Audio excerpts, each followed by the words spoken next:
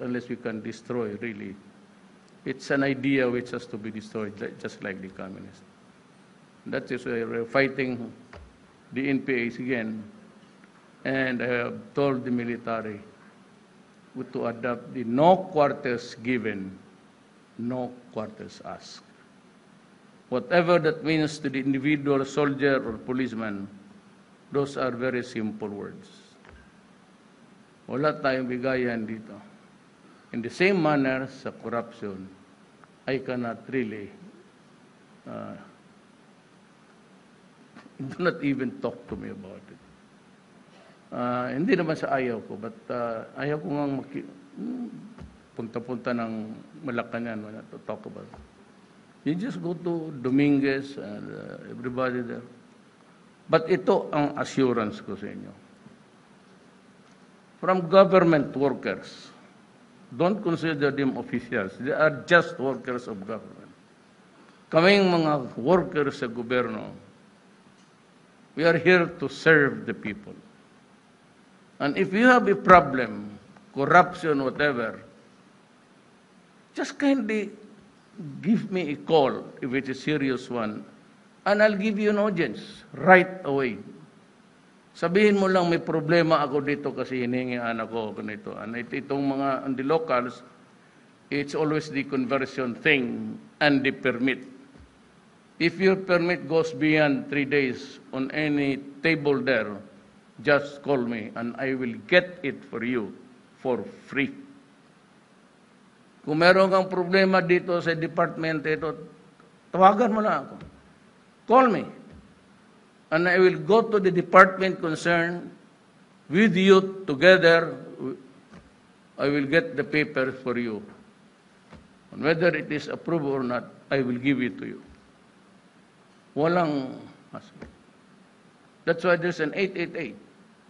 But if you want a faster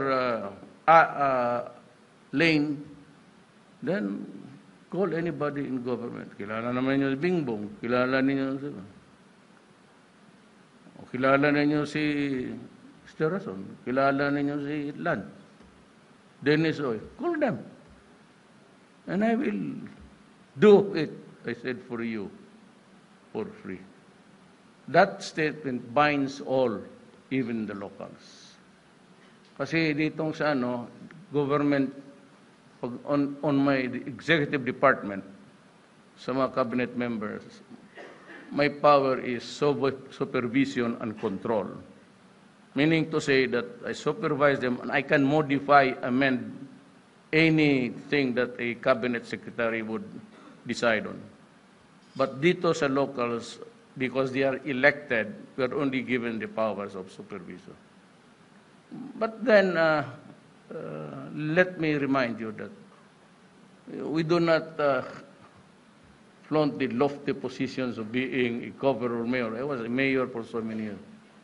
We are simply workers of government. Bayad na kami. And ang mga police, dublado na. Kindly stop. Because if you cannot, yan ang problema. When you try to begin to worry about things which you cannot afford, and you begin to dream of acquiring so much when your pocket is almost empty, that is the time that you're... Or, ang police, ito, kikinig man kayong lahat, baka yung dagdag sweldo ninyo, mapunta lang yan sa girlfriend ninyo. Mabutit alam ng asawa ninyo, kunin ninyo lahat. Ito na lang ang sabihin ko sa inyo mga pulis. Pag ang asawa ninyo nag-complain o nagsumbong na ganito, hindi mo binibigay ang sweldo mo, kung hindi mo doon sa kabit mo, I will just direct the PNP to give the money to the wife. Ikaw maglakad ka. Wala kang pamasahe, wala kang toro. Alam mo yan sa probinsya gano'n yan. Pag kurikta ng konduktor, gano'n yan. Ibig sabihin, badge. Badge, yung Libre. Okay yan. I mean, I appreciate if the companies would do that. Di talagang hirap rin ang pulis. One time nga, kumain ng durian, tapos ayaw magbayad. The following morning, there was a rocos, and I just told them, let them eat and I will pay.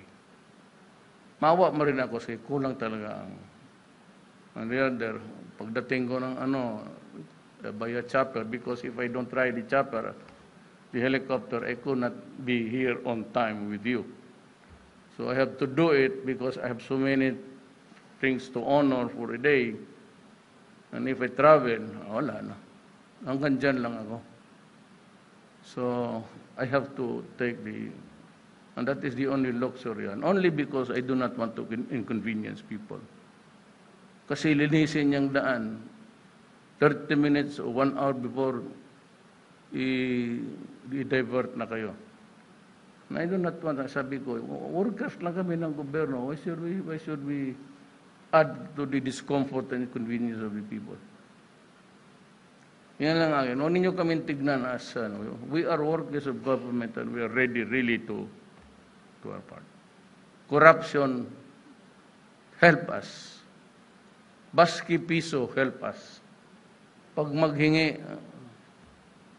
yan yung sa nakalibot yung one of these days mag-ikot rin ako dyan. Nandyan lahat yung mga vultures waiting for sinong nanalo, barato, o sinong makidnap. Well, pag if we find ourselves meeting in one corner, then I'm sorry. Hanggang dyan lang ang... But for policemen and soldiers who are prosecuted or facing charges in court in the performance of duty or duty connected, sabihin ko na sa inyo, I will protect them. If it's done in good faith, in the performance of the duty, dyan din nyo maasahan. And that is how I protect those who are honest and who are hardworking, by I hit hard those who are corrupt and should not be there in the police force. Yan ang gusto kong maintindihan nila at sa inyo. So I would be very happy if you cooperate with us. Ang hinihingi ko, yun lang na wala naman akong hiningi. May kape minsan, hindi ako nagpunta sa mga, because I said I do not want it. But just the same, the only thing is that if there's a wrongdoing, kindly report it to us. We have so many lines. Most of kilala ko kayo dito lahat. Halos. Tawagan mo lang ako, sabihin mo na hinihingaan kami dito. Even dun sa locals in provinces. I do not know what developments are there outside that you are into.